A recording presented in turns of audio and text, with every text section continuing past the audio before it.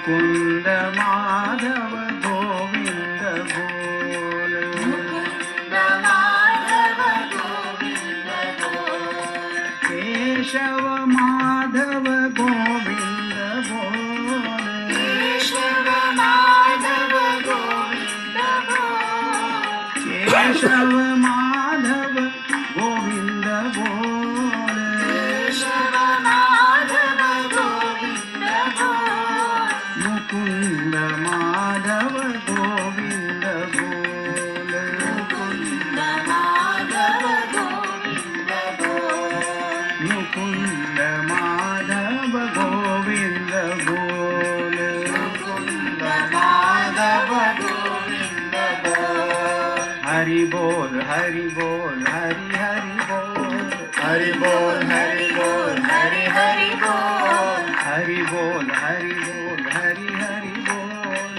हरि बोल हरि बोल हरि हरि बोल, मुकुंद माधव गोविंद बोल, मुकुंद माधव गोविंद बोल, केशव माधव गोविंद बोल, केशव माधव गोविंद बोल, केशव माधव गोविंद बोल, केशव माधव गोविंद बोल, मुकुंद माधव गोविंद बोल, मुकुंद माधव गोविंद बोल, मुकुंद माधव गोविंद बोल, मुकुंद माधव गोविंद बोल, हरि बोल हरि बोल हरि हरि बोल, हरि बोल हरि बोल हरि हरि बोल, मुकुंद माधव गोविंद बोल, मुकुंद माधव गोविंद बोल, गोविंद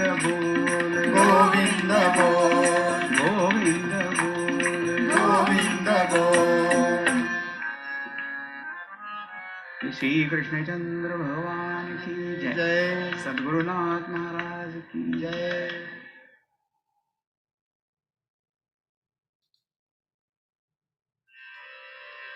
जय जय राम कृष्ण हरि, जय जय राम,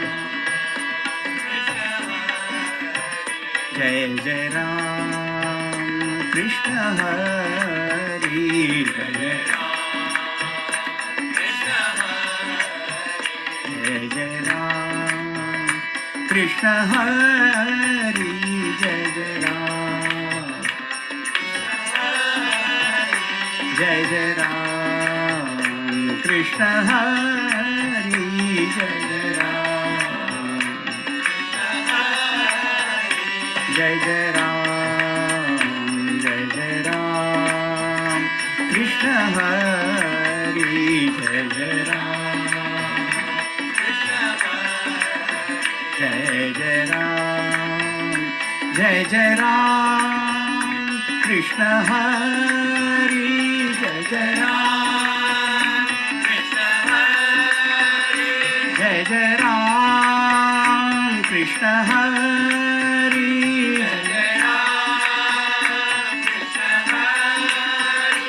जय जय राम कृष्ण हरि,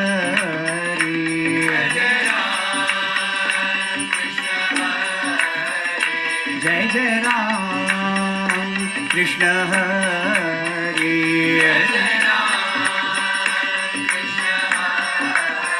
जय जय राम कृष्ण हरि, जय जय राम, जय जय राम कृष्ण हरि, जय जय राम, जय जय राम कृष्ण हरि, जय जय राम, जय जय राम कृष्ण हरि, जय जय राम, जय जय राम, जय जय राम कृष्ण हरि, जय जय राम कृष्ण हरि, जय जय राम कृष्ण हरि,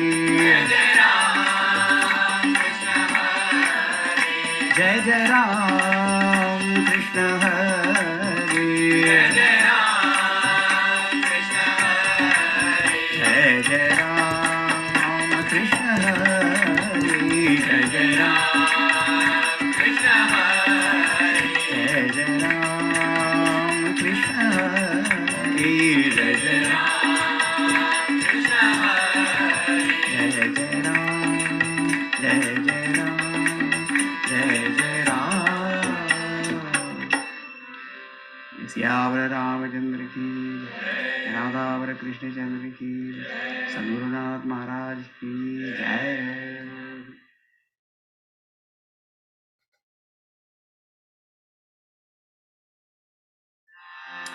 ओम नमो नारायण ओम नमो नारायण ओम नमो नारायण ओम नमो नारायण ओम नमो नारायण ओम नमो नारायण ओम नमो नारायण ओम नमो नारायण केशव हरि केशव हरि केशव हरि केशव हरे केशव हरे केशव हरे केशव केशव हरि केशव हरि केशव हरि केशव हरे केशव हरे केशव हरे केशव ओम नमो नारायण ओम नमो नारायण ओम नमो नारायण ओम नमो नारायण ओम नमो नारायण ओम नमो नारायण ओम नमो Narayan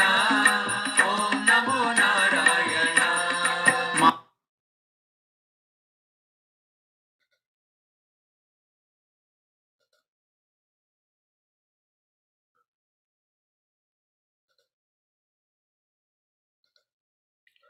Hari Om. Are you all able to hear and see clearly? Cool. Hope and pray that you are all doing well. Today we will be covering the question answers, not from you to me, but from me to you. So there'll be at least a couple of you who will be joining us new.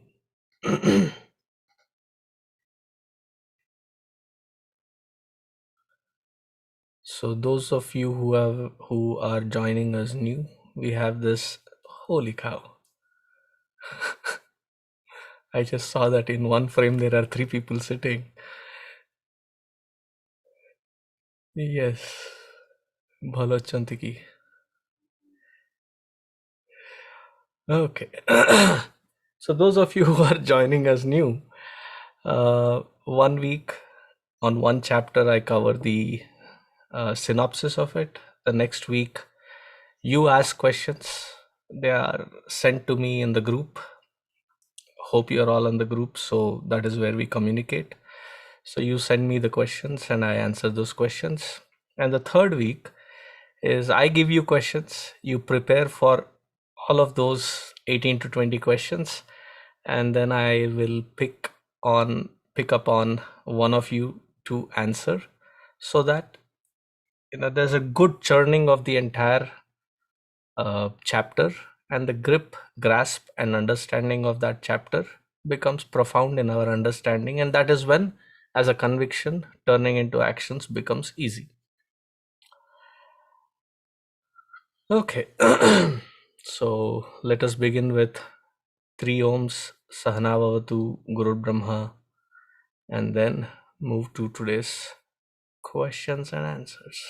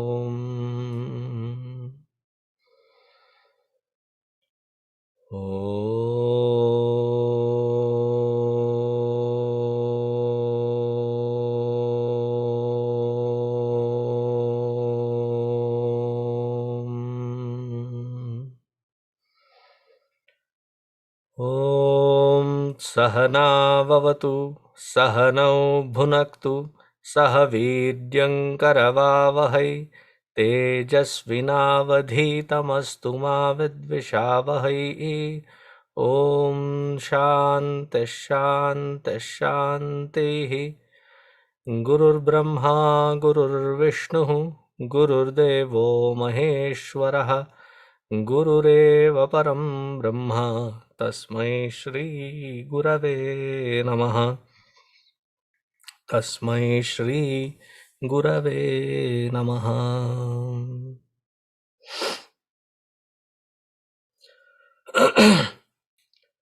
Seems like we have 17 questions and 17 people attending. Pretty good.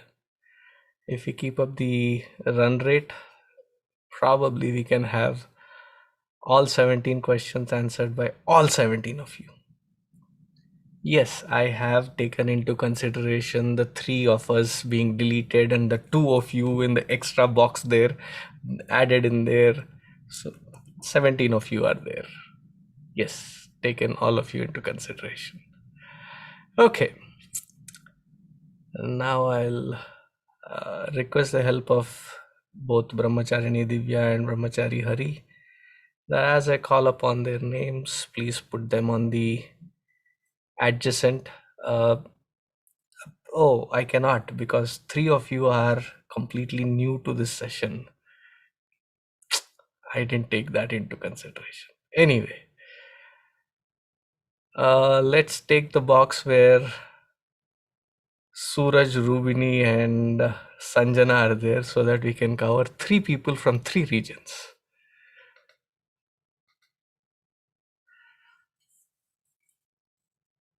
Hari Om, guys. Hari Om Swamiji. It almost feels like I'm addressing a classroom now. Guys, good? Cool. So my first question is to Suraj. In Sanatana Dharma, we look at our responsibilities, we look at our personalities holistically across countless lives. Does this change my notion of what I consider an ephemeral joy or long-lasting happiness?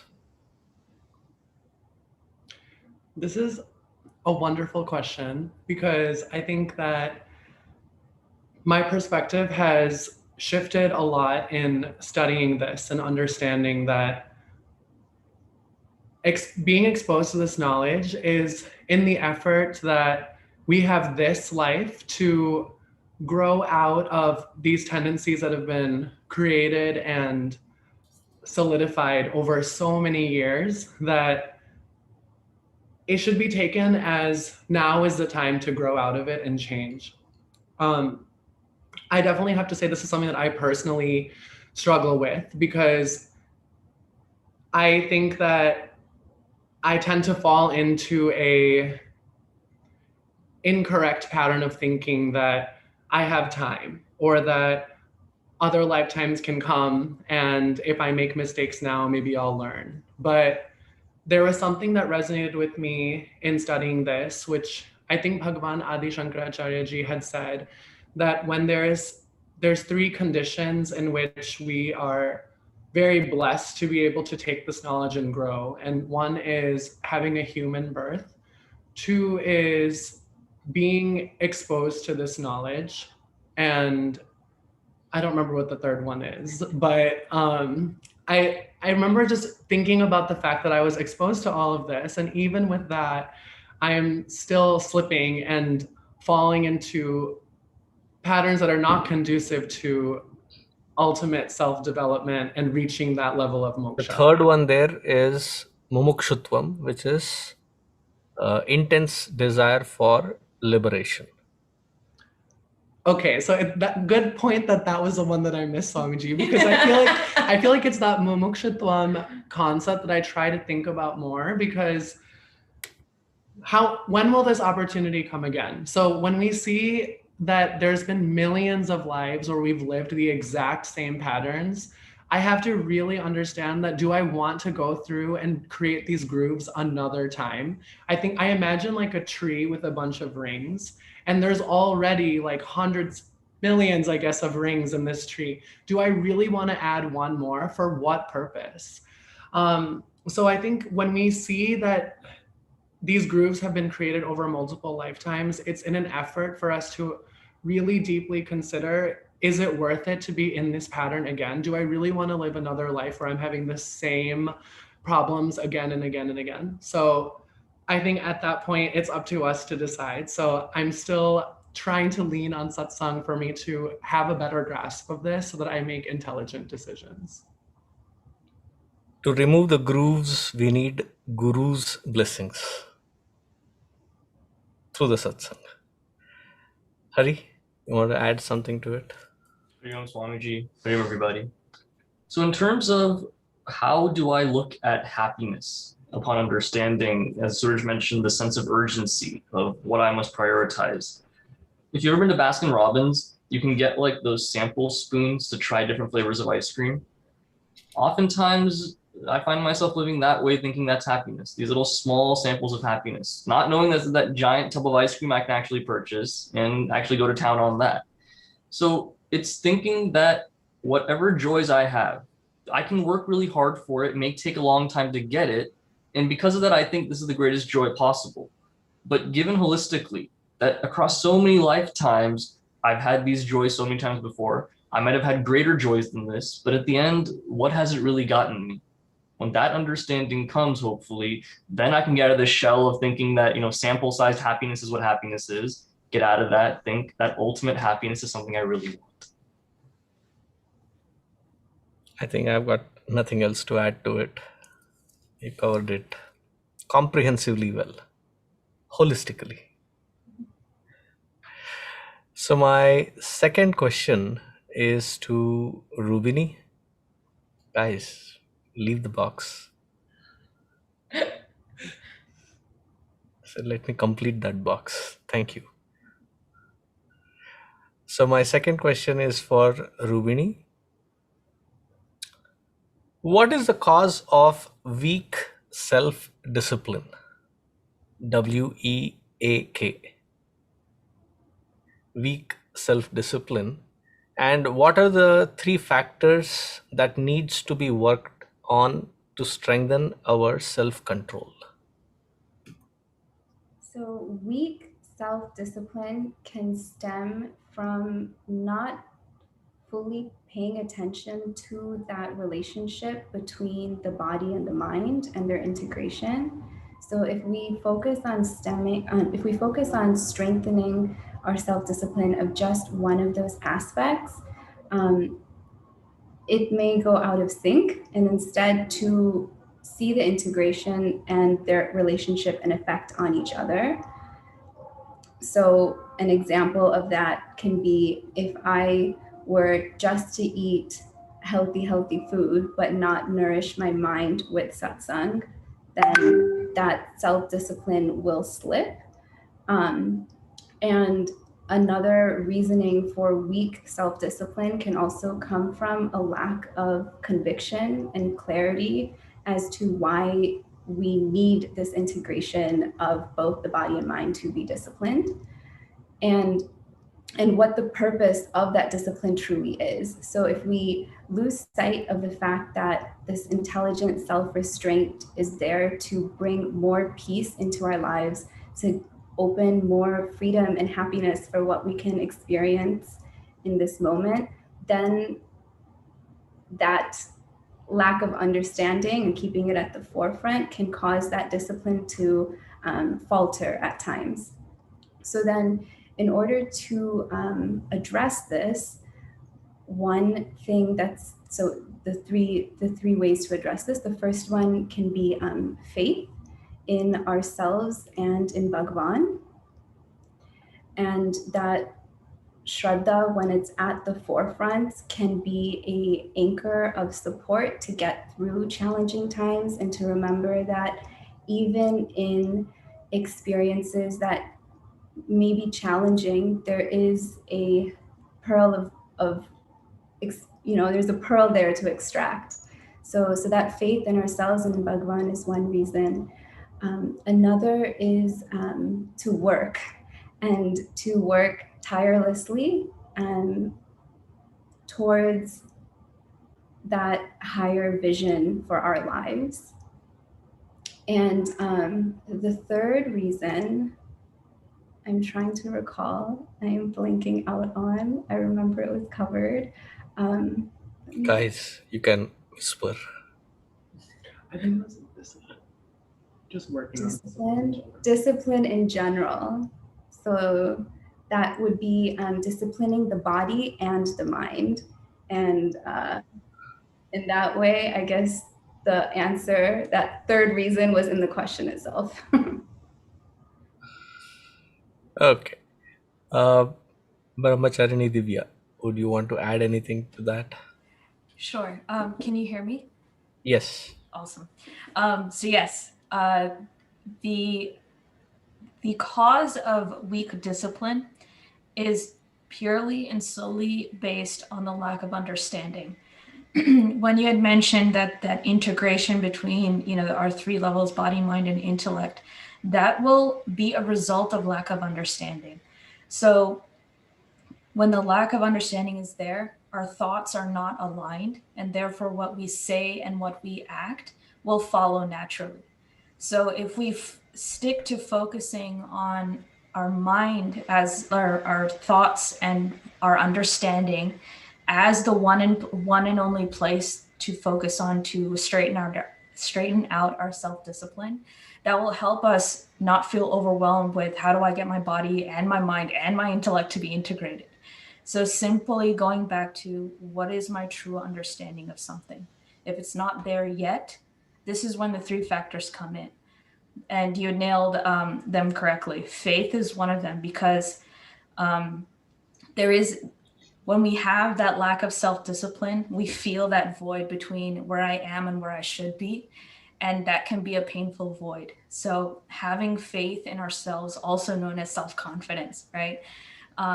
And faith in the Guru, the Shastras, and Bhagwan himself, right, will help us have that confidence to walk the gap between where I am and where I should be, and not fall apart in complete negativity and depression. Right? I don't know if that's the right word to use in this case, but so faith is that form of hope that I can get there and I will get there. And having that in mind with a sharp focus on where is my lack of understanding, with those two together shall help us overcome self-discipline and get there. If I may add a little more in depth in here,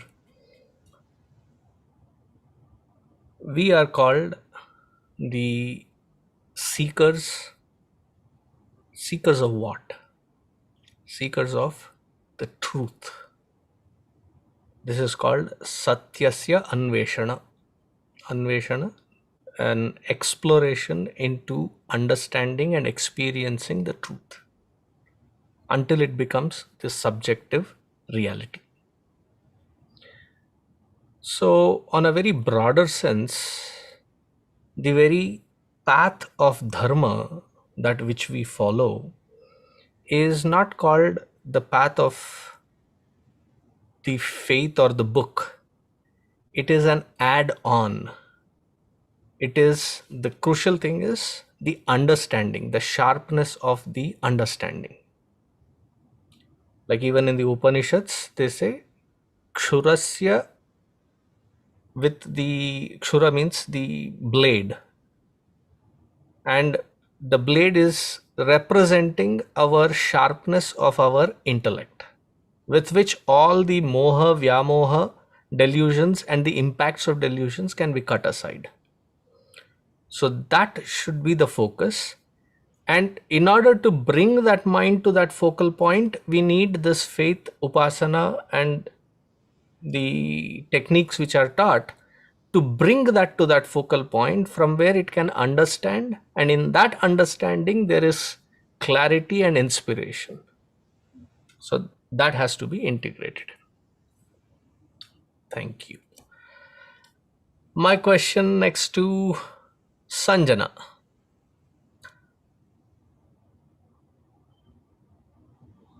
Why are role models important when trying to develop self-discipline? How do we choose the right role model? We were just talking about this before, so sorry if I steal your answer, Suraj. Role models are important because so let's say we're taking the Daivi Sampati, like we're taking all of these values that we should inculcate in ourselves, and they're just values that we read about in a book, or we have stories that we hear of that express these values. But as soon as we put kind of a face to that value, or we give it some sort of concrete example to follow, then we can now use that mindset. I always think of, I think Christians do this really well. Like, you see the bracelets that, like, what would JC do? Like WWJCD, what would Jesus Christ do? So same thing, I think in Hinduism is like, what would Lord Rama do? I think is a really good way. And Lord Rama is a really good role model to have for all of those values. So having a role model is a good and concrete way to think of how would my role model act in this situation. Because especially for me, I can be like, I know how Sanjana is going to act in this situation. That's not the way that I want to continue to act. So let me try to find a different person to emulate. So that's kind of why having a role model is good. And then where we find a good role model, I think like I said, Lord Rama. I was thinking of Lord Krishna earlier, and my dad has always said, Lord Krishna always says, you should always do what I say and not what I do. So I went back to Lord Rama as a good role model. Somebody who has actions that you can follow in kind of every step of the way. I'll come back to that Rama and Krishna a little later. Divya, do you want to add something to it? Sure. That was a hilarious example. The quote that came to my mind was, intelligence is the ability to learn from your mistakes, but wisdom is the ability to learn from mistakes of others. So in a way, that is what a role model does for us. They allow us, they become a living example of someone who has gone through the process of, lack of understanding, process of trying to understand, and converting that understanding to conviction, application, the obstacles they've gone through, the benefits. They've gone through that entire process. So having that role model is someone we can lean on to help us guide through our own process, right? So it was interesting. In my mind, it was a guru who was a person in reality that I can talk to and communicate. That's what had come to my mind. But Sanjana, you brought up a really good example that even our own Bhagavans can become our role models. In fact, they're the highest role model that we can choose. But a guru is also necessary to help us translate where I am, the quirks in my personality. How can I change those unique cases into and how do I navigate that? So in my mind, a guru came up. And I think the most important factor in a role model or a guru is that they help us become independent. The more that person tries to make us dependent on them, that's not a good role model. They need to help us develop our own understanding, stand up on our own feet so that tomorrow we can help others. If that underlying tendency is there in a guru or a role model, then we've picked a good one. Nothing more to add. Yes, Hari, now you can take all of the boxes out. Thank you, guys. Now my next question is to Siddharth. Hariom Siddharth. Hariom Swami Garu. Bagunnara? Bagunnanu. Meeru Oh, ఎలా ఉన్నారు? కుశలంగా ఉన్నాను నాయన. Okay. The question for you is, in Puja Gurudev's chart, path of good and path of pleasant are contrasted point by point. Now my question to you is, what would you add any other contrasting bullet points of path of good and path of pleasant to that chart based on purely your experiences? This one was quite a difficult question because Gurudeva has basically almost covered everything that you can think of, and anything can fall under one of those items. But one thing for me that I saw is that, in my own experience, is that prayas is that which binds the manas and which blinds the buddhi. That it has an effect that covers us up and that prevents us from doing what we need to in the right way. And shreyas is that which quiets the manas and which gives light to the buddhi, and it guides us in the right way.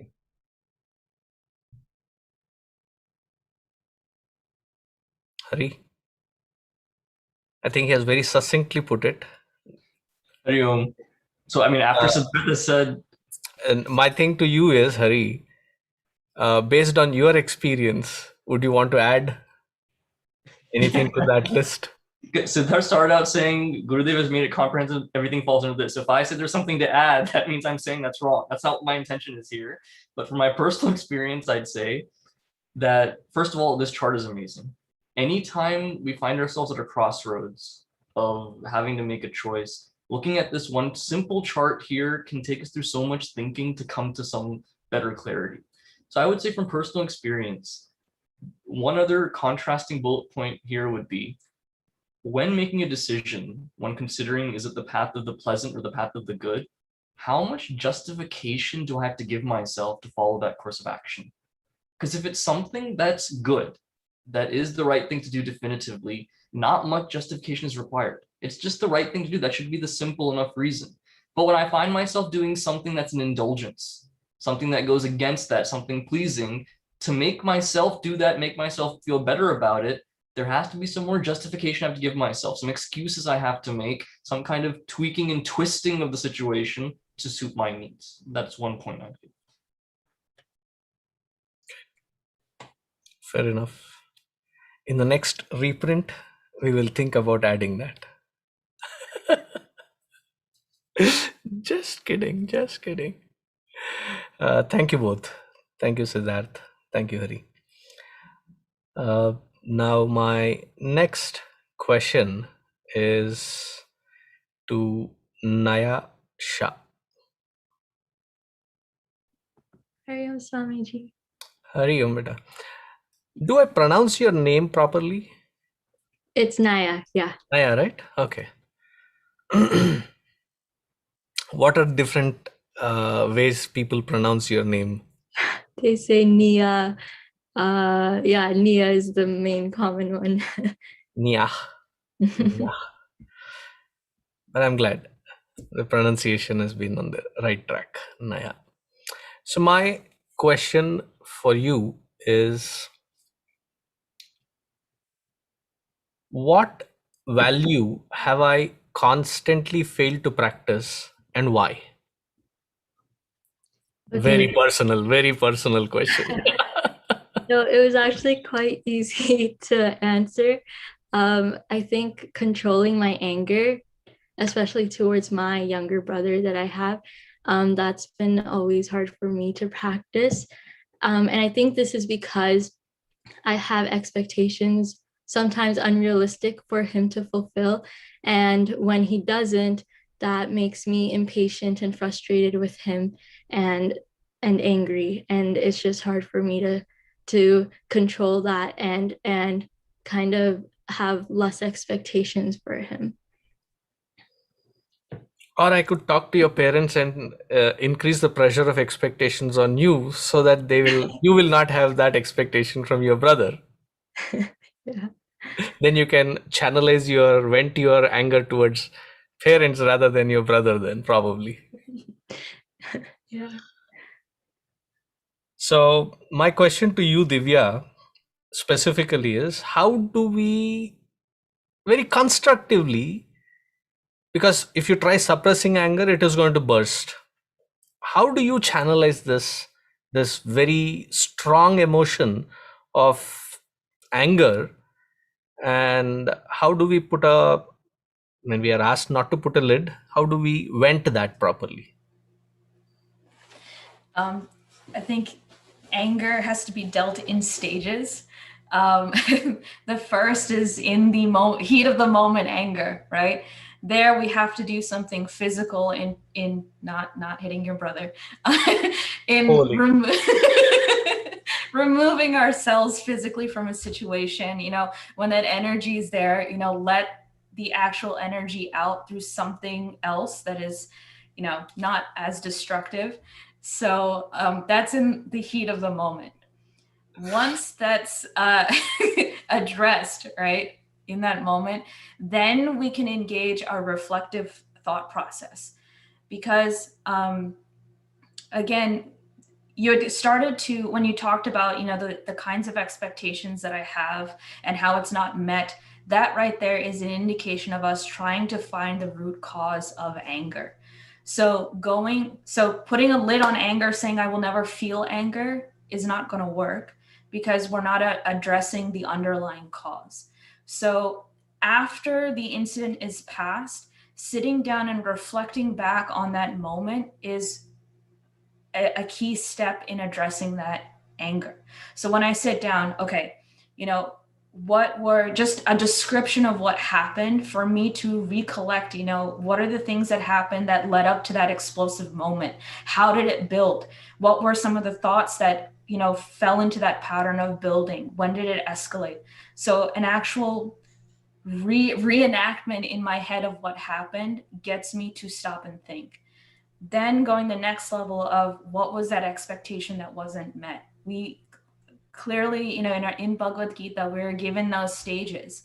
When I start thinking about something and then it's thwarted and it's not fulfilled, that's when my anger steps in. So those two things, what were my expectation and why was it not met?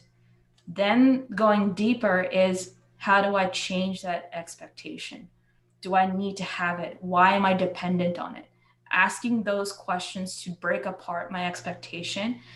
And that is one incident of anger. Of course, the next time it happens, it's not going to like, oh, okay, I suddenly have no more anger. No, it's going to happen again and again and again. But hopefully through that repetitive practice, you can either see that you're able to recognize your anger rising quicker. You can see that your intensity of anger is not as much. Or that you're able to go into that reflective phase much quicker. So those are signs of progress, but it takes that repeated practice of venting the energy that comes up in the heat of the moment, reenacting it, analyzing it, and then digging deeper into the cause and rectifying it. So it takes that cycle of practice. Just like playing volleyball. When the ball comes at you, you take it first, taking all the pressure, and then setting it up so that it can be spiked across meaningfully, eventually to win a point. Good. Thank you both. Thank you both. The next I would like to call upon is Aparna. Wait a second, there are two Aparnas here. Aparna Nanduru.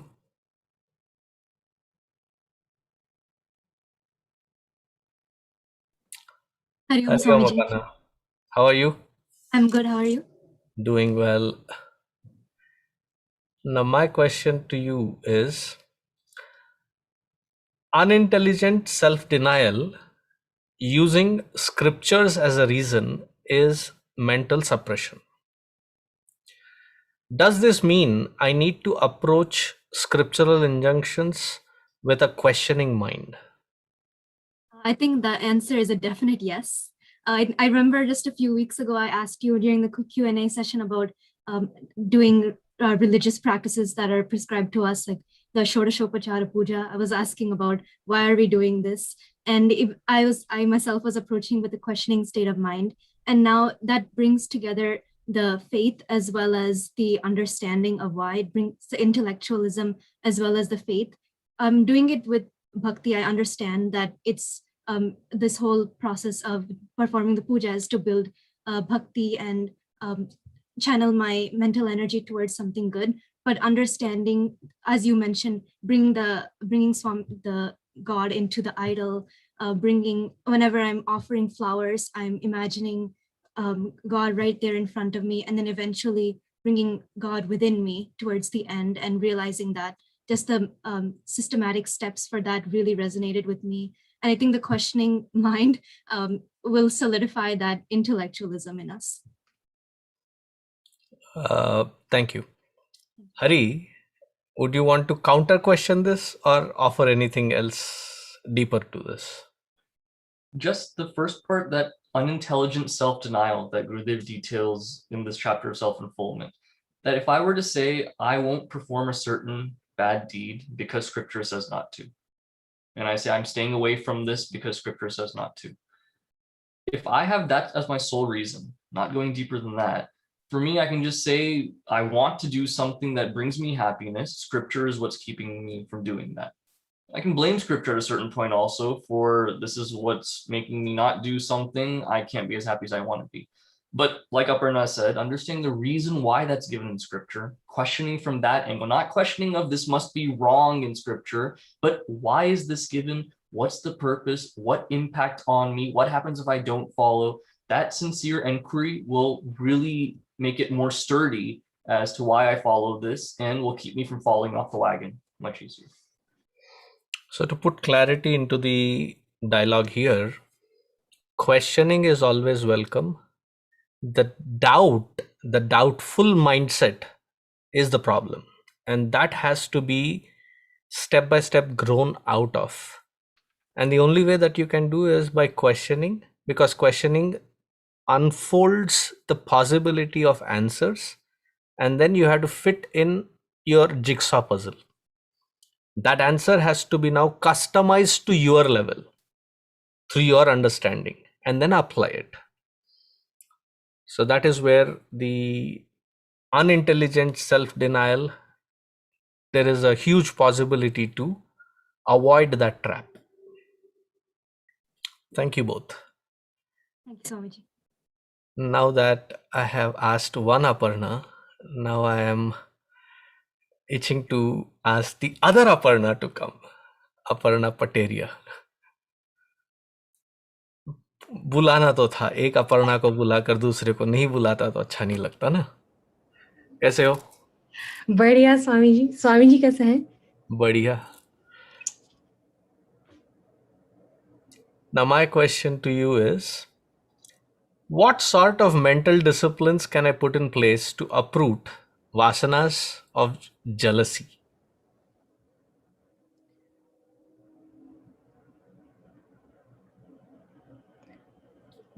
If that thought of jealousy is in my mind, then first what I can do to at least divert my attention, because depending on the strength of that thought, if it's a really strong feeling, then just start some japa to calm the mind down, because my mind is in no place for the intellect to reason with if it's a really strong feeling of jealousy. Or if it's something that has been simmering on the back burner for a while and then suddenly it comes out. In either case, immediately start with some japa to calm the mind down. And then after that, maybe if I'm in a different space or something, once the mind has calmed down, then I can come up with some sort of logic or convince the mind for why that person's joy, which I'm seeing, whatever that thing may be that I am jealous of, why that person's joy should also be my joy. Because there's several reasons why. Like, one reason is that Bhagwan is in us all. If I'm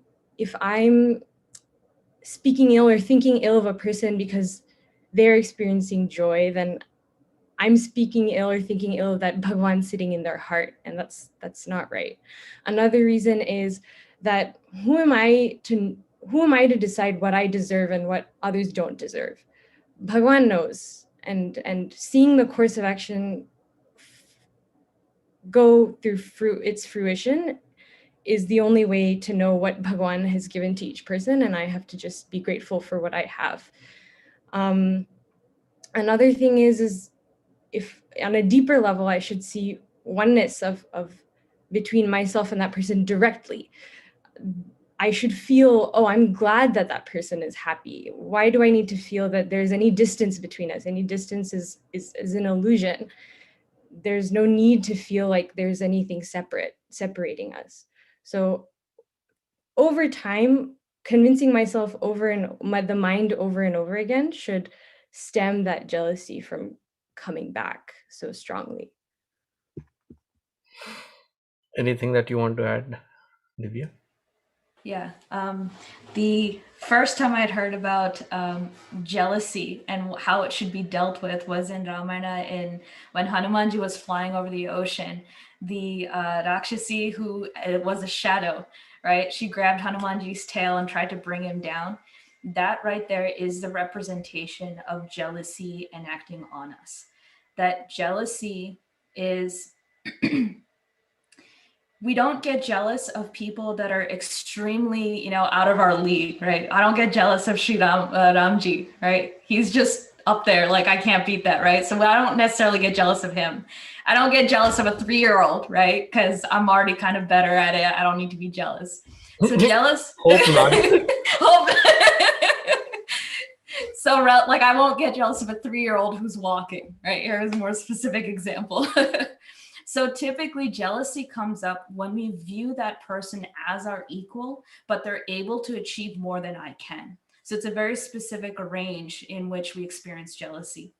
And Aparna, when you had mentioned all those techniques, there were excellent techniques that target in humbling the ego, because the ego is that source of jealousy. I deserve to be better like them. Why do they have to be better than me? That is, the ego is that source. So any tactic we can use to amplify humility and gratitude is the best way to tame that jealousy. From a practical standpoint, if I can challenge myself to go up to that person and genuinely compliment them, that's a verbal way for me to tame that jealousy and express gratitude for what they are able to do. So turn it into a positive by actually complimenting them. And then the second is similar to anger, right? There is a certain attachment or ambition that I am constantly seeking and it's not working for me. And I see that success in someone else. So going into a reflective phase, saying that, analyzing how strongly am I attached to that ambition or achievement? Is it healthy? Am I doing it in the right way? And then turning it around and making sure that we're not bringing other people down, but uplifting ourselves should be the adjustment in our perspective. If I may add one more standpoint to the already elaborate that both of you have covered, that day when we can garner enough humility and courage to turn that person towards who I am feeling jealous into my role model and go to that person and say, can you teach me? So my whole negative emotion changes in being a student, a learner, and learning from that which I seem to be respecting. That is why that jealousy is something which I'm recognizing that they're doing better than me. So it's a good, beautiful method to find something which I respect, something which I am seeking, but there is somebody who is doing it better. To learn those tips, to learn those tricks, to learn those methods from that very individual will be quite a transformative experience, not just with respect to that particular skill set or whatever it is, but it also is a great experience to grow, because I have learned how to humble my own ego. That will take me a long way. Thank you both. Okay, now please bring in Bhavani Tivakaran.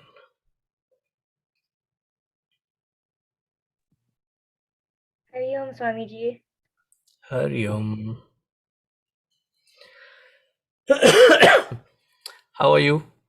I'm doing well, Swamiji. So should I speak to you in Tamil or in Telugu? Telugu is better.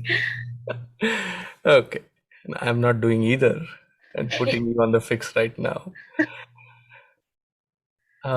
My question to you is, sublimation stems from an understanding of higher values of life. The question is, what are some key higher values that guide my growth? For you personally, what are those? One or two, and explain them, how you put it into practice. I guess the first one that immediately came to mind was like noticing how whenever I'm interacting with anyone outside of my family, it's very easy for me to not get irritated by certain pet peeves or something, because I feel like I should automatically, like there's a different level of interaction you have with people who are not your family and people who are. And then always being at home and being surrounded by the same people and experiencing those pet peeves, I realized it's very easy for me to express that irritation in unpleasant ways. And I've kind of realized that like I should remember that like my duty as a person or just as a daughter, anyone, I never want to be the source of agitation for another person, especially for something so insignificant. So remembering my role as someone who wants to be a solution to people's problems, not another burden or another cause of some sort of agitation.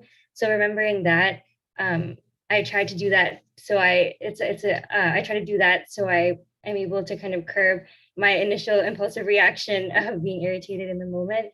And then I guess, yeah, that's like the main value I've been trying to apply recently. So the key thing there is,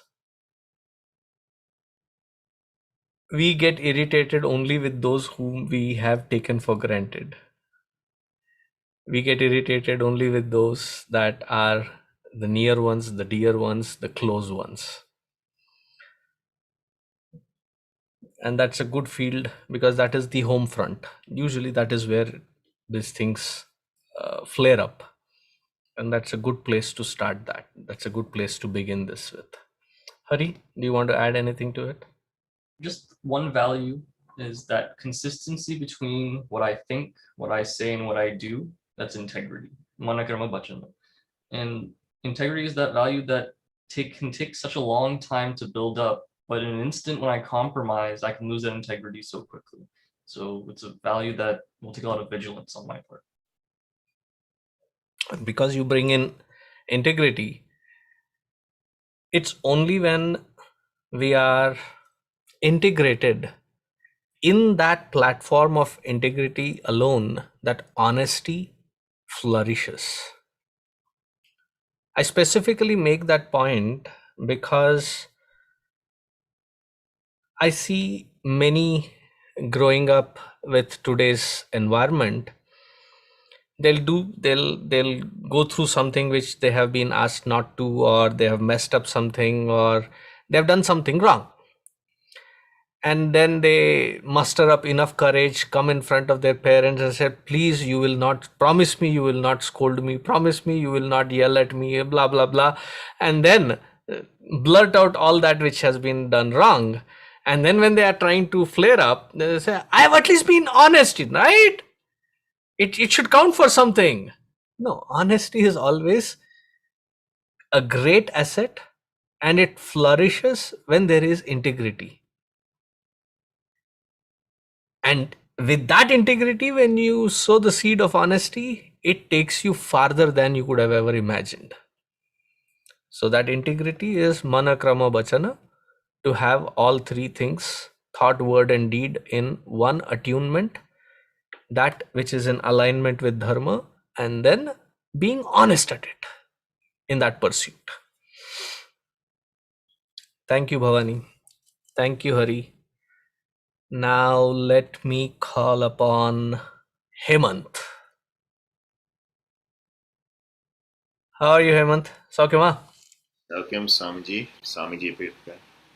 சூப்பரா இருக்கேன் நான். So my question to you is, what is the relationship between religious faith and religious intellectualism? So I'd say that religious faith, I'm pretty sure the term is Shraddha. Shraddha is not blind belief. It's more like um, faith based on the words from someone like a guru. Well, probably not from someone like a guru. I'd say from the guru. Um, So the way I heard it is more like, yes, maybe the having faith means that it's not necessarily what we can perceive with our five senses, but if a guru says and gives like explanation for it, then and we believe in it, then I think that is religious faith. Religious intellectualism is, on the other hand, probably a little bit more tangible. I mean, I think in general, we always want to perceive evidence, and we always want it to be tangible. So, but in the end, it's definitely they're both kind of connected because um, if the guru provides a thorough explanation, then they go hand in hand together. Thank you. Divya. Yeah. So yes, they definitely go hand in hand together. And I wanted to make sure that intellectualism alone isn't like the thesis defense or scientific process that we have. What are all the holes in this theory that I can find and make sure that I can bring this theory down? It's not that type of intellectualism. This intellectualism is step by step. What is the logic? You have made a statement. What are the steps? What are the proofs? It's a full diving into the logic of what is being presented and make sure that it is comprehensive in the statement that it makes. That line of investigation is that religious intellectualism. It's not the arrogance of I can memorize Bhagavad Gita and pull out any verse you tell me if that's it's not just that. It's the understanding we've been talking about throughout this entire chapter. And religious faith, again, is not that blind belief that we typically say that Bhagwan will take care of everything. You don't have to you don't have to worry, throw all of, whatever you're taught, throw satsang out the window. You don't need to worry about, is Maya and Brahman related, or, you don't need to go through all of that technical details. That's not faith. That's not throwing everything out the window. Faith is, until I understand completely, I trust the system. And I'm willing to apply myself to that system until I understand. That is faith, and not just fanatic faith, right? Blind faith. So I just wanted to reiterate that distinction from the extreme versions of religious intellectualism and religious faith. Thank you. Thank you both. I have nothing much to add to it, so I'll refrain from. I have about 6-7 minutes, so I think I will wind up here. Maybe ask one of you to sing Hanuman Chalisa. Suraj, you have not sung in a while.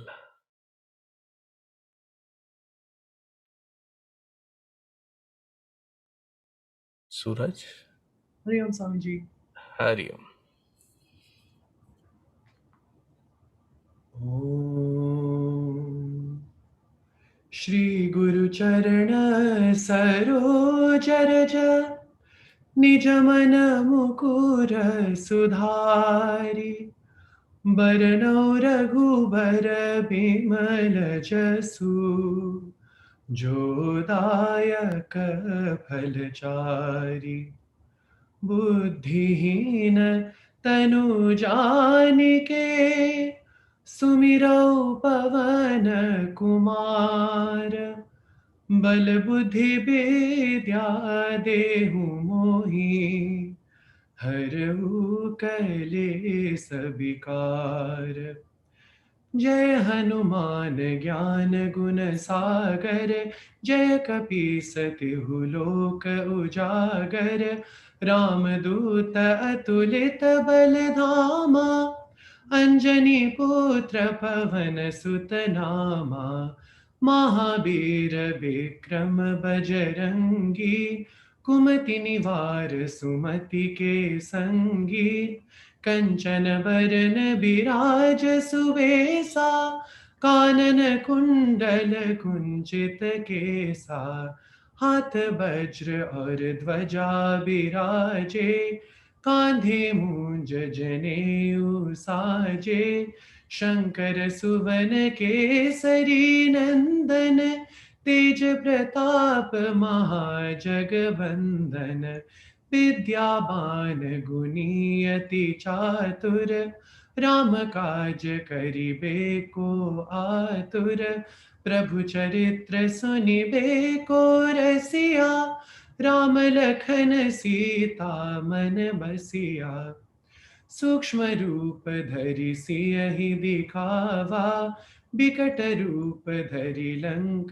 जरावा भीम रूप धरि असुर समारे रामचंद्र के काज सवारे लाय सजीवन लखन जियाए श्री रघुबीर हरषि उर लाए रघुपति कीन्ही बहुत बड़ाई तुम मम प्रिय भरतहि सम भाई सहस बदन तुम्हरो जस गावे हस कहि श्रीपति कंठ लगावे सनकादिक ब्रह्मादि मुनीसा नारद सारद सहित अहिसा जम कुबेर दिगपाल जहाँ ते कभी को बिद कही सके कहाँ ते तुम उपकार सुग्रीव ही कीन्हा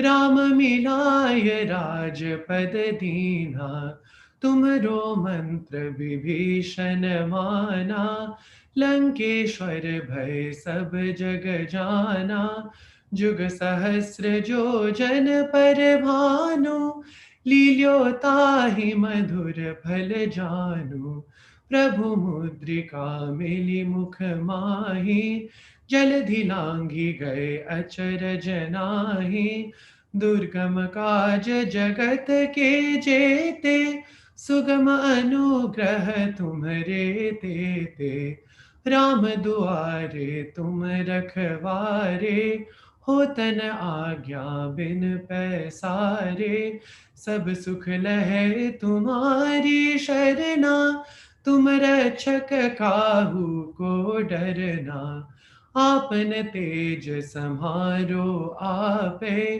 तीनों लोक हांकते कापे भूत पिशाच निकट नहीं आवे महावीर जब नाम सुनावे नासे रोग हरे सब पीरा जपत निरंतर हनुमत बीरा संकट से हनुमान छुड़ावे मन क्रम बचन ध्यान जो लावे सब पर राम तपस्वी राजा तिनके काज सकल तुम साजा और मनोरथ जो कोई लावे सोई अमित जीवन फल पावे चारों जुग परताप तुम्हारा है प्रसिद्ध जगत उजियारा साधु संत के तुम रखवारे असुर निकंदन राम दुलारे अष्ट सिद्धि नव निधि के दाता असबर दीन जानकी माता, राम रसायन तुम्हारे पासा, सदा रहो रघुपति के दासा।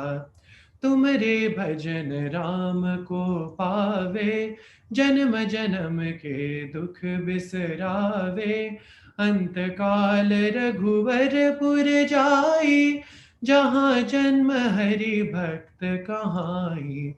और देवता चित्तन धरई, हनुमत से सर्व सुख करई।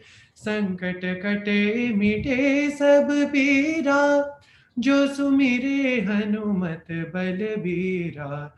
जय जय जय हनुमान गोसाई, कृपा करहु गुरुदेव की नाई। जो सत बार पाठ कर कोई, छूट ही बंदी महा सुख होई। जो यह पढ़े हनुमान चालीसा, होय सिद्धि साखी गौरी सा। तुलसीदास सदा हरि चेरा, कीजे नाथ हृदय महाडेरा। पवन तनय संकट हरन, मंगल मूर्ति रूप। राम लखन सीता सहित, हृदय बसहु सुरभूप। सियावर रामचंद्र की जय, पवन सुत हनुमान की जय। उमापति महादेव की जय, बोलो भाई सब संतन की जय। श्री सद्गुरुनाथ महाराज की जय। धन्यवाद. Hari Garu, can you chant 3 times Mahamrityunjay mantra, please? ॐ त्र्यम्बकं यजामहे सुगन्धिं पुष्टिवर्धनम् उर्वारुकमिव बन्धनान् मृत्योर्मुक्षीयमामृतात् ॐ त्र्यम्बकं यजामहे सुगन्धिं पुष्टिवर्धनम् उर्वारुकमिव बन्धनान् मृत्योर्मुक्षीयमामृतात् ॐ त्र्यम्बकं यजामहे सुगन्धिं पुष्टिवर्धनम् उर्वारुकमिव बन्धनान् मृत्योर्मुक्षीयमामृतात्.